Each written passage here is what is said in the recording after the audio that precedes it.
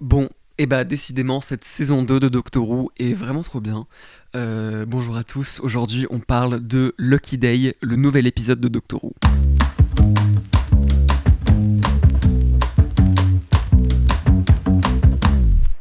Bonjour à tous, j'espère que ça va bien. Bienvenue sur ma chaîne YouTube où on parle de pop culture dans un format podcast discussion, comme ce que vous êtes en train de regarder actuellement.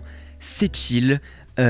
Aujourd'hui on se retrouve pour les récaps de Doctor Who. Je suis un petit peu malade, j'ai des réactions allergiques donc peut-être ça s'entend dans ma voix. Mais bref, je suis très content. Aujourd'hui on parle de donc l'épisode 4 de la saison 2 de Doctor Who.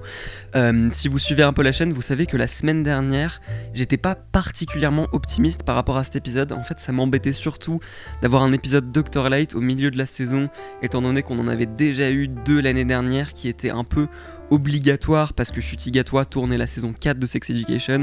Donc, ils ont un peu été obligés d'adapter la saison 1 de Doctor Who autour de son emploi du temps. Donc, je me suis dit, bon, ok, c'est un peu embêtant, mais ça veut dire qu'on n'aura pas d'épisode Doctor Light dans la saison 2. Et le fait qu'on en ait un là direct avec Ruby Sunday, bon, si vous avez vu ma dernière vidéo sur The Well, vous savez que c'est pas forcément l'épisode qui me hypait le plus. Et bah franchement les amis, encore une fois, une belle surprise. Décidément cette saison 2 de Doctor Who, comme j'ai dit dans l'intro, est vraiment trop bien. J'ai franchement beaucoup aimé cet épisode et c'était tellement bien que ça m'a pas dérangé finalement tant que ça soit un épisode Doctor Light. Avant toute chose, cette vidéo contiendra des spoilers, cela va de soi, mais c'est normal, il faut prévenir et il y a des choses à spoiler dans cet épisode encore une fois, comme toutes les semaines. Il y a un peu des twists. Alors, parlons de Ruby Sunday. Comme j'ai dit la semaine dernière, j'étais pas particulièrement hypé à l'idée de revoir Ruby Sunday, étant donné que je suis beaucoup plus investi dans l'histoire qu'il y a avec le Docteur et Belinda dans cette saison. Mais franchement, j'ai beaucoup aimé Ruby Sunday dans cet épisode. En fait, Ruby Sunday et surtout Millie Gibson ne m'a jamais vraiment déplu. J'aime beaucoup cette actrice et je trouve qu'elle est assez drôle et attachante. C'est plus sa relation avec le docteur, le 15e docteur dans la saison 1, qui pour moi n'a jamais vraiment évolué, manquait vraiment de développement et manquait un peu de tension finalement entre les personnages. C'était un peu trop lisse à mon goût. Mais je pense que individuellement, ce personnage marche assez bien, peut-être même mieux, toute seule. Et j'ai vraiment bien aimé Ruby Sunday dans cet épisode. Je l'ai trouvée drôle, attachante. Tu ressens beaucoup d'empathie pour elle, notamment avec ce twist dont on va parler. Et j'ai beaucoup aimé les scènes avec sa famille, avec Cherry, avec Carla. C'est un truc qui manquait cruellement dans la saison 1. Pourquoi on n'a pas eu plus de moments comme ça dans la saison 1 ? Parce que c'est un truc que RTD fait super bien, ces moments un peu plus humains auxquels on peut vraiment s'identifier avec des problèmes de la vie quotidienne et ces dynamiques de famille qu'il a super bien fait dans RTD 1 et qui marchaient dans la saison 1 mais qui étaient juste pas assez présentes quoi. Et là voilà, les petites scènes avec Cherry et Carla et sa nouvelle mère dont j'ai oublié le nom étaient voilà, super drôles, super bien écrits. Franchement, ouais, j'ai beaucoup aimé. Il y a des trucs qui m'ont fait un peu marrer. Et très vite, on rencontre le personnage de Conrad, qui est donc un des personnages principaux de cet épisode. Au début, c'est même un peu le personnage principal qu'on va suivre. Lorsqu'il voit, alors déjà dans le début de l'épisode, le docteur et Belinda, et ensuite le docteur et Ruby à 2 moments différents de sa vie. Super ouverture d'épisode. Déjà, j'ai beaucoup aimé. L'acteur d'ailleurs, qui est au début de l'épisode, l'enfant, c'est l'acteur dans The Devil's Hour. D'ailleurs super série avec notamment Peter Capaldi. Bref, ça m'a fait rire de reconnaître cet acteur et j'aime bien en fait, quitte à avoir un épisode Doctor Light, autant vraiment explorer qu'est-ce qui se passe lorsque le docteur n'est pas là, comment le monde évolue, et le fait d'avoir des petites scènes où on le voit mais d'un point de vue extérieur, ça permet vraiment de développer l'univers, de faire vraiment du world building. Mais Conrad devient très vite un personnage tout à fait détestable, avec donc ce twist au milieu de l'épisode. Bon, je saute un peu partout, mais parlons de ce twist parce que pour moi c'est un des trucs qui ressort le plus dans cet épisode. Au milieu, on apprend donc que Conrad, après avoir un peu stalké Ruby d'ailleurs de façon un peu bizarre au début de l'épisode, donc c'était un peu établi que c'était pas un mec 100% clean, on apprend que c'est un sorte de mec complotiste bizarre qui pense que Unit ne font que mentir et que les aliens n'existent pas. Je sais pas à quel point c'est réaliste de pouvoir nier l'existence d'aliens dans l'univers de Doctor Who, étant donné dans la saison dernière, la Terre entière a été évaporée Enfin bref, il y a plein de trucs où je me dis comment est-ce que tu peux nier ça. Donc je sais pas à quel point c'est réaliste, et en même temps, franchement il y a des gens comme ça dans la vraie vie. Il y a des gens comme ça qui nient la réalité, donc à vrai dire, c'est pas si impossible à croire que ça. Et du coup voilà, c'était un sorte de prank avec les faux aliens, les Shriek. D'ailleurs j'ai adoré le design des Shriek, c'était très classique Doctor Who RTD 1. Et finalement cet épisode a vraiment une vibe un peu classique Doctor Who. Et ce design était trop cool, mais c'était donc un énorme prank. Et émotionnellement ça marchait super bien. Conrad, l'acteur qui jouait Conrad, était super détestable, même si bon, il perd un peu de complexité et de nuance, c'est vraiment juste le méchant. Donc on peut éventuellement critiquer un peu ça, et même globalement dans cette saison, je pense le manque de tact et de subtilité qu'il peut y avoir. Mais ça me dérange plutôt relativement, parce que dans le monde dans lequel on vit aujourd'hui en 2025, avec Trump au pouvoir et la montée de l'extrême droite, sans trop parler de politique, mais voilà, l'épisode en lui-même est assez politique, donc on peut pas nier cette partie de l'épisode. Finalement, le fait d'aborder ces sujets de façon aussi frontale et directe, peut-être qu'on a besoin de ça en fait dans le monde. Et on peut critiquer le manque de subtilité, mais genre je me dis ok, en vrai le personnage de Conrad c'est vraiment un gros connard, un gros méchant, genre c'est un peu il y a pas beaucoup de nuances, et en même temps bah finalement il y a des gens comme Conrad qui existent dans le monde. D'ailleurs on va parler de cette scène à la fin avec le 15e Docteur et Conrad. Oh mon dieu, waouh. Je peux comprendre pour certaines personnes que ça soit dérangeant, mais j'avoue que pour moi, dans l'époque dans laquelle cette ère de Doctor Who s'inscrit, je pense que c'est pas plus mal que ça soit aussi frontal. Donc franchement au final j'ai beaucoup aimé la présence de Conrad. C'est vrai que je me suis un peu fait la réflexion avant de voir l'épisode de genre ah ça se trouve il va y avoir un twist autour de ce personnage, que genre il essaye d'utiliser Ruby pour s'approcher du docteur, notamment parce qu'il le rencontre quand il est très jeune. Mais même si j'y avais pensé, j'ai quand même trouvé que le plot twist était super bien amené et quand même assez surprenant. J'étais vraiment là genre oh fuck. Parlons du docteur, parlons de Ncuti Gatwa qui est effectivement très absent dans cet épisode, ce qui pour moi dans un premier temps a été une déception, notamment avant de voir l'épisode. Quand j'ai vraiment appris que ça allait être un vrai épisode Dr. Light, j'étais assez déçu, je dois admettre. Mais déjà il est un peu plus présent dans cet épisode que dans genre 73 Yards, où là vraiment il apparaît pas du tout. Là il a vraiment des petites scènes clés importantes au tout début de l'épisode avec Belinda que j'ai beaucoup aimé.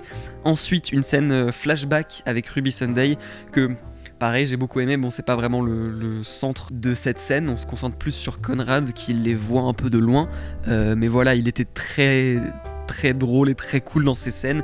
Et cette scène à la fin, encore une fois on saute un peu partout, mais tant qu'on parle du 15e Docteur Ncuti Gatwa, parlons de cette scène à la fin qui était incroyable. J'ai vraiment eu les frissons, j'avais le cœur qui battait super vite. J'adore voir ces côtés un peu plus sombres du Docteur. C'est marrant parce que Ncuti Gatwa et le 15e Docteur sont toujours assez souriants et assez voilà, tout sautillant, plein de joie. Mais parfois cette joie et ce sourire un peu constant peut être assez sombre finalement, et un peu ironique, avec cette scène à la fin où le Docteur et Conrad ont cette confrontation dans le TARDIS. Et j'ai adoré la performance de Ncuti Gatwa. Il y avait tellement de tension, tu sentais la rage et en même temps la sagesse de ce personnage qui est assez vieux, et il m'a vraiment rappelé le 9e Docteur dans cette scène, notamment dans l'épisode d'Alec où vraiment il s'énerve contre quelqu'un, enfin sans hausser le ton, mais oh, c'était tellement puissant. Et même dans ce moment Conrad il en rajoute, il devient encore plus détestable. Et vraiment j'ai bien aimé, j'aurais presque aimé qu'il soit un peu plus cruel avec ce personnage, mais non vraiment cette scène était trop efficace. Donc malgré le fait que pour moi c'est quand même dommage que le 15e Docteur soit plutôt absent de cet épisode, notamment avec le fait qu'on ait des saisons assez courtes, j'en parle assez souvent sur cette chaîne, mais effectivement 8 épisodes je trouve ça assez court pour le format de cette série. En tout cas actuellement, mais les scènes dans lesquelles il apparaît sont incroyables et sa présence se fait vraiment marquer, donc finalement ça me dérange pas tant que ça, surtout que la semaine prochaine on a encore un épisode classique où le Docteur est présent pendant tout l'épisode. À la limite ce que je trouve vraiment dommage c'est que Belinda soit très absente de cet épisode, elle a juste une petite scène au début, et finalement cet épisode est un peu à part dans la saison, on développe pas tant l'arc de la saison, à part peut-être avec Mrs. Flood, d'ailleurs on va en parler de Mrs. Flood, mais tout l'arc avec Belinda et le Docteur c'est pas un truc qu'on a vraiment le temps du coup de développer dans cet épisode, donc ça éventuellement c'est un peu dommage. Mais comme j'ai dit, pour moi tout était tellement bien fait dans cet épisode que finalement ça m'a pas trop dérangé. On a aussi le retour de Unit dans cet épisode, on a aussi le retour de Shirley qu'on n'avait pas revu depuis les épisodes des 60 ans. Et c'était trop cool, j'ai trop aimé la revoir. J'ai beaucoup aimé Kate Stewart dans cet épisode. Autant parfois je trouve que Kate Stewart, elle est un peu réduite à juste c'est la fille de... Elle est un peu souvent ramenée à ça et parfois son personnage manque un peu de définition. Mais là j'ai vraiment beaucoup aimé sa présence dans l'épisode. J'ai adoré le moment où Kate Stewart dit genre... Heureusement que le docteur est pas là parce qu'il m'aurait pas laissé faire ça. En fait, j'aime bien comment on explore ce côté Dr. Light dans cet épisode où quand le docteur n'est pas là, les enjeux sont d'autant plus hauts parce que le docteur n'est pas là pour sauver tout le monde, mais d'autant plus Kate Stewart et Unit, ils peuvent faire un peu plus des dingueries auxquelles le docteur s'opposerait en temps normal. Et là, le moment où elle sort le monstre de cette cage, et finalement elle met complètement la vie de Conrad en danger, même Shirley et quelques autres membres de Unit sont genre ok Kate, il faudrait que tu te calmes. Et le fait qu'elle ait un peu la rage, je sais pas, j'ai bien aimé ça, j'ai trouvé que c'était vraiment intéressant dramatiquement. Tout le troisième acte de l'épisode pour moi fonctionnait super bien, il y avait beaucoup de tension. Je me suis dit peut-être que Conrad va mourir, et je dois admettre que j'espérais qu'il meure, j'espérais qu'il ait une mort un peu horrible parce que encore une fois ce personnage est affreux. Et même au moment où il a genre ok c'est bon, j'admets que les aliens existent, dès qu'il est entre guillemets en sécurité, il se permet un petit commentaire et t'es là genre mais va te faire quoi. Et au final il se fait quand même mordre le bras, donc ça bon c'était satisfaisant. Et il survit finalement. On verra s'il réapparaît dans la saison parce que franchement, vu comment ça se termine, ça m'étonnerait pas tant que ça. Non, franchement, globalement, comme vous avez compris, j'ai vraiment beaucoup aimé cet épisode. J'ai trouvé que c'était vraiment bien rythmé. J'ai pas eu cette sensation de frustration comme j'ai eu la semaine dernière où il aurait fallu plus de temps. Là, justement, le fait qu'il n'y ait pas le docteur, ça fait qu'on a vraiment le temps de développer le monde autour du docteur, notamment par rapport à Ruby Sunday. Je reviens un peu à Ruby Sunday, mais un truc que j'ai beaucoup aimé, c'est le côté un peu PTSD, le sort de un peu de trauma qu'elle a après la saison 1, parce que oui, la saison 1 est quand même globalement assez fun, assez légère, elle a plein d'aventures, c'est Doctor Who, mais si tu y réfléchis de façon un peu réaliste, c'est vrai que après avoir vécu toutes ces aventures, ta vie doit être trop bizarre, trop chiante après. Tu dois être dans un sorte d'entre-deux trop bizarre, et j'ai vraiment aimé le fait qu'on explore ça, et je pense que ça n'a jamais vraiment été exploré avant dans Doctor Who. On a déjà vu des compagnons post-docteur, on a déjà vu ce côté genre il y a un peu un vide dans ma vie maintenant que le docteur n'est plus dans ma vie, notamment à la fin du dernier épisode de l'ère du 13e Docteur, Power of the Doctor, où genre on voit tous les anciens compagnons qui se réunissent. J'aime bien ce concept, mais le fait de vraiment développer ça, de passer un épisode entier avec un compagnon après que le docteur soit parti de sa vie, c'est pas très commun. Et le fait que ça l'ait impacté un peu négativement aussi, c'est... Enfin, en fait, j'ai trouvé ça intéressant. Et quand j'y pense, finalement, le docteur a apporté vraiment... J'ai l'impression beaucoup plus de trucs négatifs dans la vie de Ruby qu'autre chose. Parce que là, dans cet épisode, elle se fait harceler, sa vie est mise en danger à de nombreuses reprises. Tout ça à cause de Conrad et de ces putains de complotistes tout à fait agaçants. Et c'est un peu de la faute du docteur, d'une certaine façon. Donc entre 73 Yards et cet épisode, franchement, si j'étais à la place de Ruby, j'en voudrais un peu au docteur. Mais bref, ouais, pour moi ça c'est un truc qui marchait super bien et qui rendait le personnage de Ruby Sunday d'autant plus attachante, notamment à la fin de l'épisode où on entend un peu dans la musique d'ailleurs le thème de Murray Gold, qui est donc le thème de Ruby Sunday, que j'aime vraiment beaucoup. Je le trouve vraiment très joli. Je trouve ça dommage qu'on l'ait limite pas plus entendu. Bon les amis, comme vous pourrez comprendre, j'ai vraiment beaucoup aimé cet épisode. J'ai très peu de critiques finalement. À la limite on peut un peu critiquer genre le côté un peu message politique très très évident, qui n'est vraiment pas du tout dans la subtilité, et c'est un truc qu'on retrouve un peu dans cette saison et même un peu dans la première saison finalement. Moi ce que j'aime bien dans l'écriture de RTD, quand il y a des choses un peu horribles qui sont sous-entendues sans être dit explicitement.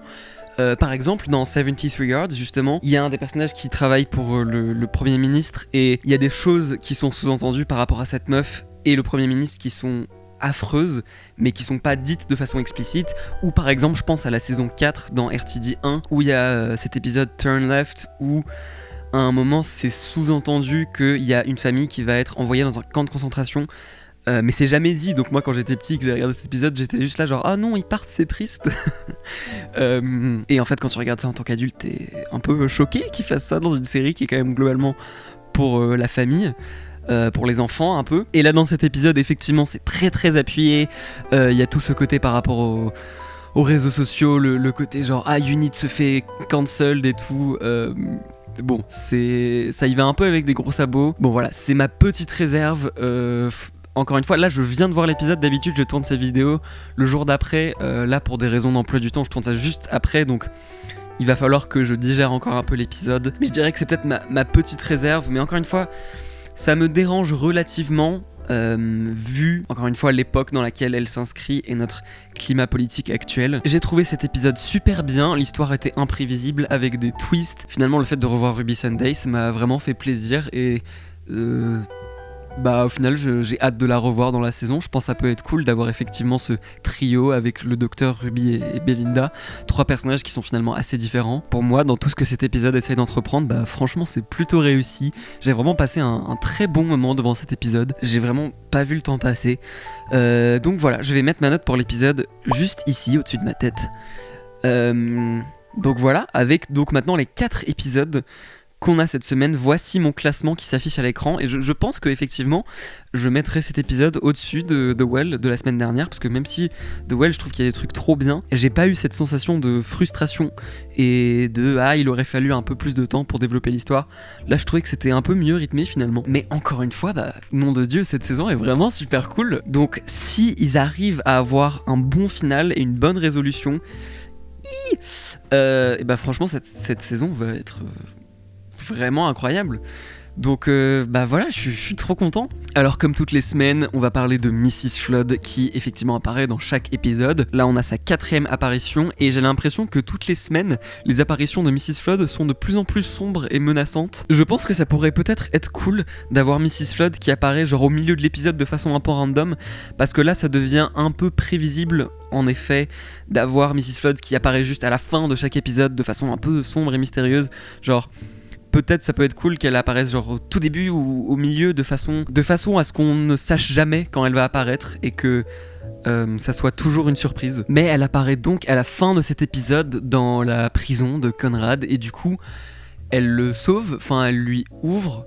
Donc est-ce que ça veut dire que Conrad va réapparaître ? Est-ce que Mrs. Flood elle est juste là pour foutre la merde dans la vie du docteur ? Franchement, bon c'est clairement une méchante, ça on le sait depuis le début de la saison. J'ai vu un commentaire sur IMDb genre franchement Mrs. Flood je sais pas si elle est méchante ou pas.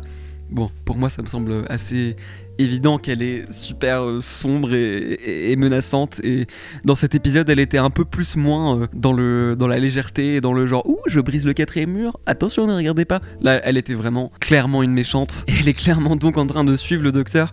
Je dois dire que pour l'instant j'ai pas d'infos qui se rajoutent en plus à ma théorie par rapport à ce que j'ai déjà dit, où je pense que c'est probablement un dieu des histoires ou un sorte de dieu, quelqu'un qui a clairement des pouvoirs et qui peut suivre le docteur à n'importe quel moment de sa timeline. Bon franchement écoutez, on verra. À part le fait que j'aimerais bien la voir à d'autres moments de l'épisode et pas juste à la fin. Il n'empêche que globalement je suis toujours plutôt intrigué plus que saoulé.